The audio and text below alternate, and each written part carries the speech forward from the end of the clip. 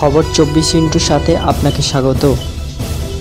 নতুন নতুন খবর জানার জন্য আমাদের চ্যানেলে চোখ রাখুন। নমস্কার দর্শক বন্ধুরা, খবর 24 সাথে আপনাকে স্বাগত। প্রকাশিত হলো আইএসসি এবং আইসিএসসির ফলাফল। ছেলেদের ছাপিয়ে শীর্ষে উঠে এলো মেয়েরা। দশম এবং দ্বাদশ দুই শ্রেণীর পরীক্ষাতেই মেয়েদের ফলাফল ছেলেদের তুলনায় ভালো হয়েছে।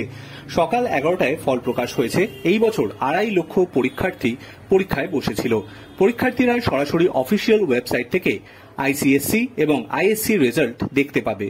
এবছর আইসিএসসি দশম শ্রেণীর পরীক্ষায় মেয়েদের পাশের হার 99.65%, সেখানে ছেলেদের পাশের হার 99.31%।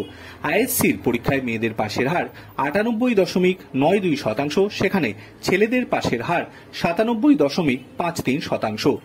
আইএসসিতে সব থেকে বেশি পাশের হার দক্ষিণাঞ্চলে।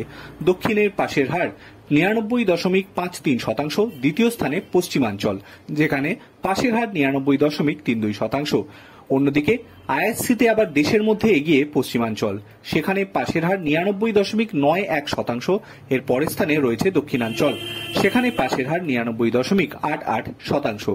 আইএসসিতে দক্ষিণাঞ্চলে মেয়েদের পাশের হার সব থেকে বেশি।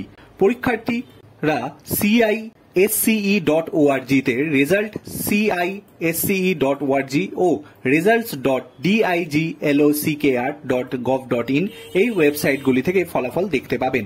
এছাড়াও 9248082883 নম্বরে 7 ডিজিটের ইউনিক আইডি পাঠালেও রেজাল্ট দেখতে পাওয়া যাবে।